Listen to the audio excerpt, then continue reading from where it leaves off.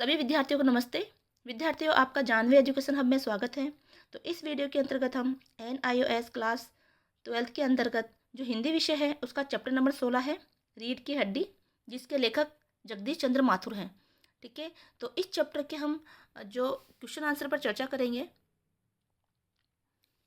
तो जैसा कि जो चैप्टर है वो एक एकांकी है, जिसके अंतर्गत हमारे समाज में एक जो समस्या है, कुरीति है, उसको उजागर किया गया है। वो कुरीति ये है कि आज भी हमारे समाज में जो पढ़ी लिखी लड़की है उसके विवाह के अंदर कई तरह की समस्याएं आती है, जिसके कारण उनके माता पिता को विवश होना पड़ता है। और वो उनकी पढ़ाई लिखाई को छुपाते हैं लड़कियों की, कि भाई हाँ, क्योंकि उनको उचित लड़के नहीं मिल पाते हैं, या फिर जो लड़के हैं, पढ़े लिखे लड़के हैं, वो कम पढ़े लिखे लड़के की मांग करते हैं या फिर दहेज की मांग करते हैं। ठीक है, यानी कि उनको सर्वगुण संपन्न वधू तो चाहिए। ठीक है, लेकिन वो पढ़ाई लिखाई से दरकिनार रखते हैं। और एक तरह से जो पुरुष प्रधान समाज है, यानी कि लड़के वाले हैं, वो एक विवाह को बिजनेस के रूप में लेते हैं। तो इस तरह से इस पाठ के अंदर, इस एकांकी के अंदर बताया गया है। तो अगर आपने वो चैप्टर नहीं पढ़ा है तो इस चैप्टर को आप पढ़िए, ताकि ये चैप्टर आपको अच्छे से समझ में आएगा और आपको ये क्वेश्चन आंसर भी अच्छे से याद हो जाएंगे। ठीक है, तो देखते हैं इस पाठ के क्वेश्चन आंसर को। प्रश्न नंबर 1 है, राम स्वरूप और गोपाल प्रसाद बात बात पर एक हमारा जमाना था कहकर अपने समय की तुलना वर्तमान समय से करते हैं। इस प्रकार की तुलना करना कहाँ तक तर्क संगत है? तो देखो, राम स्वरूप जो है वो जो उमा है, जो उनकी बेटी है, जो पढ़ी लिखी है, उसके पिता है। गोपाल प्रसाद है जो शंकर है, जो लड़की को देखने आया है, यानी उमा को देखने आया है, उसके पिता है। ठीक है, तो जब ये आपस में बातचीत करते हैं तो ये बात कहाँ तक तर्क संगत है? तो उत्तर है, ये मनुष्य का स्वाभाविक गुण है कि वह हमेशा अपने बीते हुए समय को याद करता है तथा उसे ही ठीक ठहराता है, परंतु बीते हुए समय की तुलना वर्तमान समय से करना तर्कसंगत नहीं है, क्योंकि हर एक समय अपनी उस समय की परिस्थितियों के अनुसार सही होता है। यूँ भी हर जमाने की अपनी मांग होती है। उसी के अनुसार जब जमाना बदलता है तो वहाँ कुछ कमियों के साथ सुधार भी आते हैं। समय के साथ स्वयं को बदलना भी आगे बढ़ने के लिए आवश्यक है, इसीलिए ऐसी तुलना उचित नहीं है। तो देखिए, समय के अनुसार व्यक्ति को बदलना भी पड़ता है ना, और कुछ नए सुधार आते हैं तो कुछ कमियां भी आती हैं। और हर समय की अपनी अपनी विशेषता होती है। जैसे हम ही ले, जब हम बच्चे थे तो कहते थे हमारा तो बचपन ही बहुत अच्छा था, है ना। आज हम बड़े हो गए तो हमें कई तरह के काम करने पड़ते हैं। ठीक है, तो उनको बचपन अच्छा लगता था, लेकिन जब बच्चे थे तब सोचते थे कि अरे हमें कोई बड़ा ही नहीं बता रहा है, या फिर हमें तो है ना दूसरों के अधीन रहना पड़ रहा है। ठीक है, उस समय आज हमें इतनी पढ़ाई करनी पड़ रही है, उस समय हम जब है ना छोटी क्लासों में थे तो हम चाहे ABCD ही सीख रहे होंगे, लेकिन वो ABCD भी हमारे लिए समस्याएं थी, है ना। तो हर समय की परिस्थिति के अनुसार समस्याएं तो होती ही है। तो हर तो ऐसा नहीं कि हम वर्तमान को बुरा बताएं, अपने भविष्य को अच्छा बताएं, या फिर हमारे भूतकाल को हम अच्छा बता रहे हैं और वर्तमान को हम तो परिस्थितियों को, वर्तमान की परिस्थितियों को हम बुरा बता रहे हैं या समस्याओं से भरा बता रहे हैं, और हमारी भूतकाल को, जो हमारा पास्ट में बीत चुका समय है, वो उसको हम अच्छा बता रहे हैं। ऐसा नहीं हो सकता है, क्योंकि हर समय की हर समस्याएं होती है, हर परिस्थिति की हर समस्याएं भी होती है। तो आगे प्रश्न है, राम स्वरूप द्वारा अपनी बेटी को उच्च शिक्षा दिलवाना और उसे छिपाना, ये विरोधाभास उसकी किस व्यवस्था को उजागर करता है? तो रामस्वरूप की जो बेटी उमा है वो पढ़ी लिखी थी, है ना, तो वो उच्च शिक्षित थी, फिर भी वो उसे छिपा रहे थे, उसकी पढ़ाई को छिपा रहे थे। तो ये किस व्यवस्था को उजागर करता है? तो उत्तर है, आधुनिक समाज में सभ्य नागरिक होने के बावजूद उन्हें अपनी बेटी के भविष्य की खातिर रूढ़िवादी लोगों के दबाव में झुकना पड़ रहा था। उपयुक्त बात बात एक पिता की व्यवस्था को उजागर करती है। तो ये जो बात है, एक पिता की व्यवस्था को उजागर करती है कि पिता इतने विवश है कि रूढ़िवादी समाज के अंदर अपनी पढ़ी लिखी लड़की को भी उसको कम पढ़ा लिखा बताना पड़ रहा है। जो एक और अपनी बेटी को पढ़ा लिखा कर सक्षम बनाना चाहता है, लेकिन समाज के नियमों को मानने के लिए भी बाध्य है, कि समाज में यही नियम थे उस समय कि ज़्यादा लड़की पढ़ी लिखी नहीं होनी चाहिए, बल्कि वो घरेलू कार्यों में ही दक्ष होनी चाहिए, है ना। लड़कियों को पढ़ा लिखा के क्या करना है ना। तो इस तरह के सामाजिक उस समय नियम थे। तो हालांकि ये आधुनिक विचारधारा वाला था उनका पिता रामस्वरूप, तो उन्होंने अपनी बेटी को पढ़ाया लिखाया और उसको आगे बढ़ाया, लेकिन समाज के कुछ नियम के अंतर्गत वो भी एक विवश है, बंधा हुआ है। अगला प्रश्न है, अपनी बेटी का रिश्ता तय करने के लिए रामस्वरूप उमा से किस प्रकार के व्यवहार की अपेक्षा कर रहा है? ठीक है, वो उमा से किस प्रकार के व्यवहार की अपेक्षा कर रहा है, वह उचित क्यों नहीं है। तो देखो अपनी बेटी का रिश्ता, बेटी कौन? उमा, उसका रिश्ता करने के लिए जो रामस्वरूप उसका पिता है, वो उमा से किस प्रकार के व्यवहार की अपेक्षा कर रहा है कि वो लड़के वाले के सामने जाए तो किस तरह का व्यवहार करे। उत्तर है, अपनी बेटी का रिश्ता तय करने के लिए रामस्वरूप उमा से जिस प्रकार के व्यवहार की अपेक्षा कर रहे हैं वह सरासर गलत है। तो ये व्यवहार क्या है? गलत है। एक तो वह अपनी पढ़ी लिखी लड़की को कम पढ़ा लिखा साबित कर रहे हैं और उसे सुंदरता को और बढ़ाने के लिए प्रसाधन सामग्री का उपयोग करने के लिए कह रहे हैं। तो एक तो अपनी पढ़ी लिखी लड़कियों को ये कह रहे हैं कि तुम उनके सामने ये मत बोलना कि तुम ग्रेजुएशन हो या पढ़ी लिखी हो, ठीक है, और साथ में उसकी सुंदरता को प्रस्तुत करना चाह रहे हैं कि तुम उन लड़कों वालों के सामने अच्छे से सज संवर के ही आना। तो उसको सुंदर बनाने के लिए, उसको अच्छे से उसकी सुंदरता को बढ़ाने के लिए, उसको मेकअप करने के लिए, यानी उसकी प्रसाधन सामग्री को उपयोग करने के लिए, मेकअप का उपयोग करने के लिए कहते हैं, जो अनुचित है। साथ ही वे यह भी चाहते हैं कि उमा वैसा ही आचरण करे जैसा लड़के वाले चाहते हैं।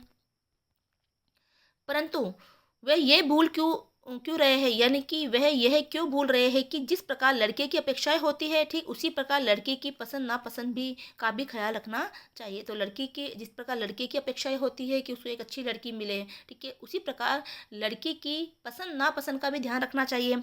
वह कोई निर्जीव वस्तु नहीं है, बल्कि आज समाज में लड़का तथा लड़की को समान दर्जा प्राप्त है। तो इस तरह से इसका आंसर है।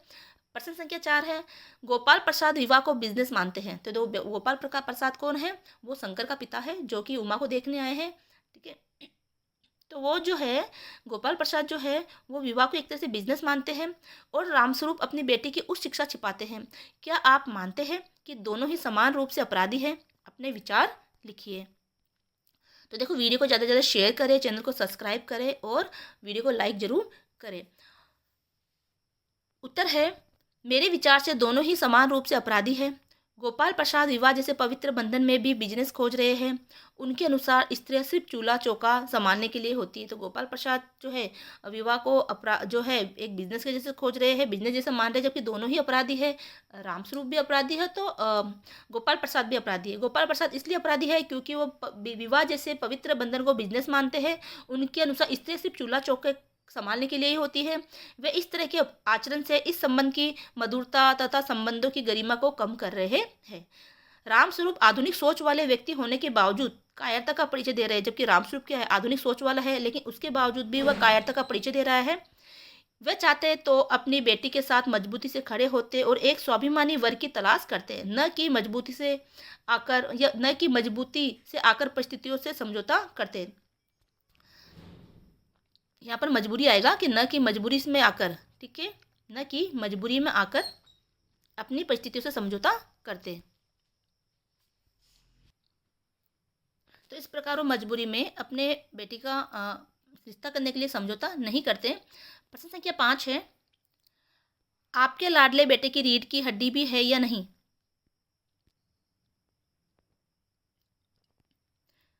उमा इस कथन के माध्यम से शंकर की किन कमियों की ओर संकेत करना चाहती है कि आपके लाडले बेटे की रीढ़ की हड्डी भी है या नहीं? तो इस बात से उमा इस कथन के माध्यम से शंकर जो है, जो उसको देखने आया है, उसकी क्या कमियों को संकेत करना चाहती है, व्यक्त करना चाहती है? उत्तर है, उपयुक्त कथन के माध्यम से उमा शंकर की निम्न कमियों की ओर ध्यान दिलाना चाहती है।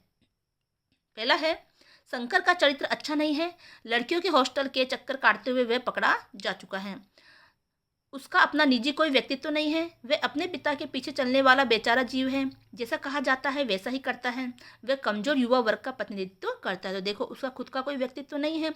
वह अपने पिता के पीछे चलने वाला, जैसा वो कहते हैं वैसा ही करता है। तो एक कमजोर युवा वर्ग का प्रतिनिधित्व करता है वो। वह शारीरिक रूप से भी समर्थ नहीं है। वह शरीर से कमजोर है तथा उससे तनकर बैठा भी नहीं जाता। जब वह अपना बोझ नहीं संभाल सकता तो परिवार क्या ही संभालेगा। तो इस तरह से शंकर के बारे में, उसकी विशेषता, इसके बारे में बताया गया है। प्रश्न संख्या 6 है,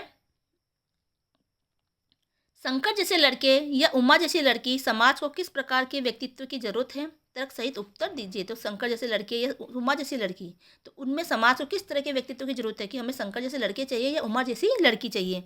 तो उत्तर है, समाज में आज उमा जैसे दृढ़, स्पष्टवादिनी तथा उच्च चरित्र वाले व्यक्तित्व की आवश्यकता है। ऐसी लड़कियां ही गोपाल प्रसाद जैसे दोहरी मानसिकता रखने वाले, लालची और ढोंगी लोगों को सबक सिखा सकती है तथा दहेज जैसी कुरीतियों से लड़ सकती है। ऐसी लड़कियों से ही समाज और देश प्रगति कर पाएगा और आत्मविश्वास जो आत्मविश्वास से भरी हो। तो ऐसी ही लड़कियां ही जो है देश के प्रति और समाज के प्रति प्रगति कर पाएगी, जो आत्मविश्वास से भरी है ना, निडर तथा नई सोच रखती है, जो क्या हो, निडर हो और नई सोच रखने वाली हो। इसके विपरीत शंकर जैसे लड़के समाज के लिए अभिशाप है।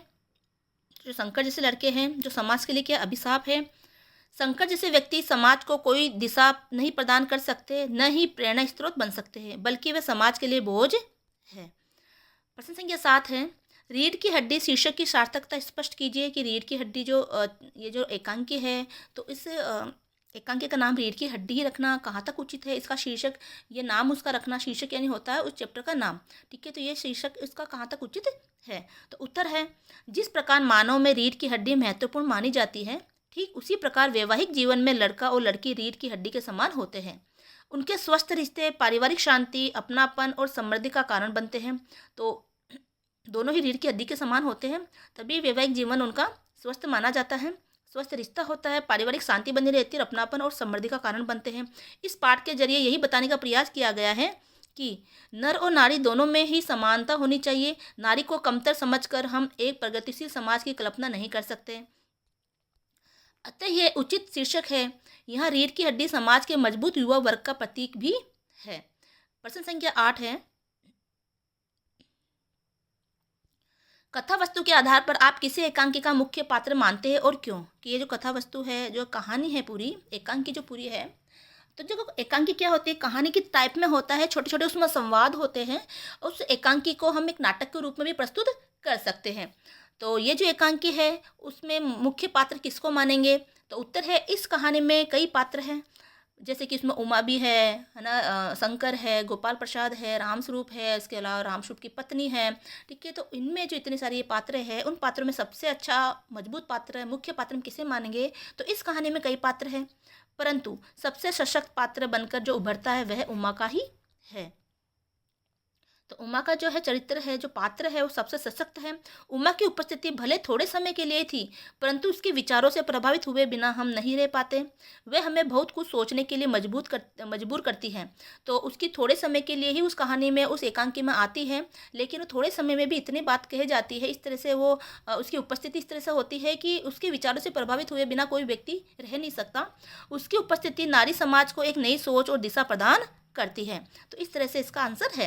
प्रश्न संख्या 9 है, एकांकी के आधार पर रामस्वरूप और गोपाल प्रसाद की चरित्र विशेषताएं लिखिए। तो एकांकी के आधार पर रामस्वरूप और गोपाल प्रसाद की चरित्र विशेषताएं क्या है वो आपको बतानी है। उत्तर है, रामस्वरूप आधुनिक और प्रगतिशील विचारधाराओं से संपन्न एक मजबूत पिता है।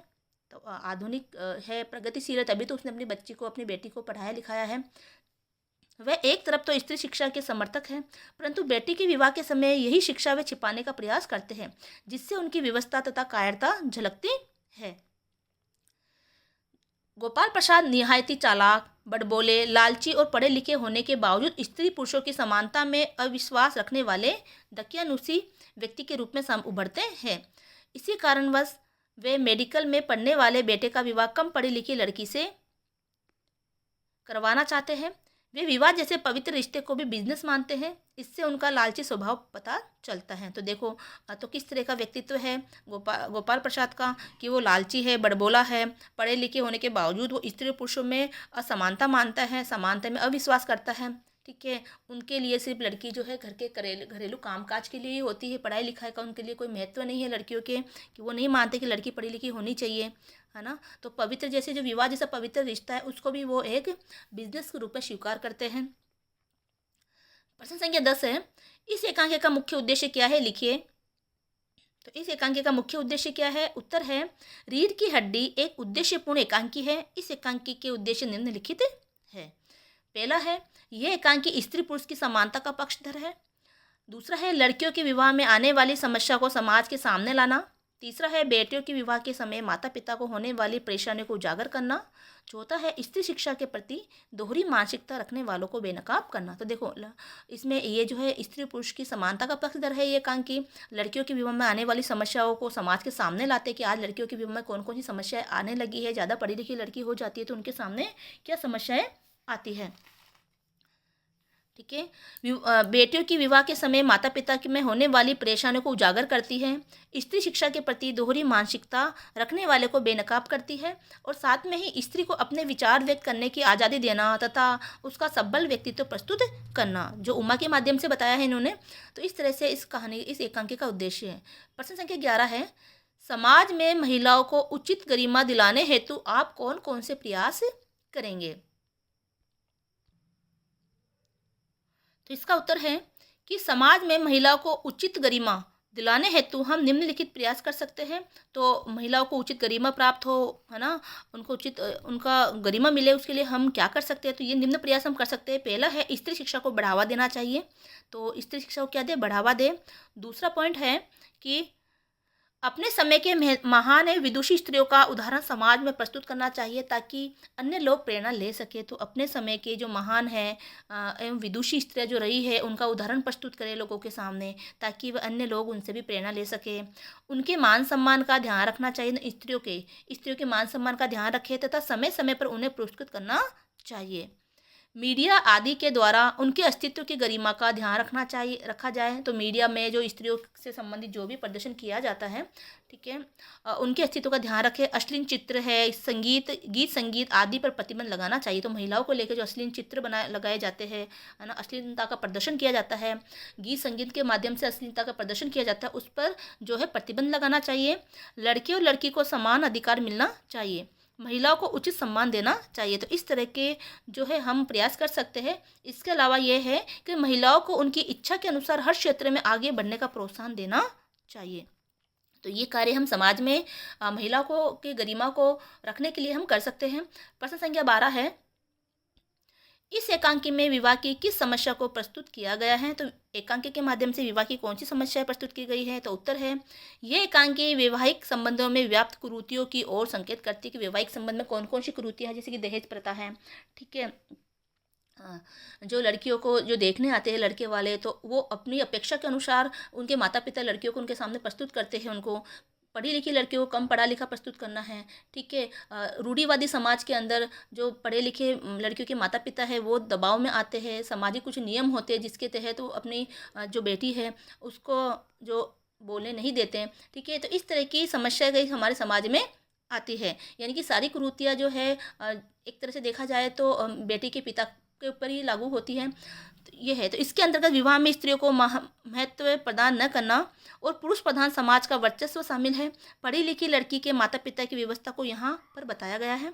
दरअसल आज भी समाज कहीं कहीं इतना कठोर है कि वह लड़की की भावनाओं की अनदेखी कर उसका रूप रंग देखकर चलाकर बुलवाकर विवाह के लिए उनका चयन करता है।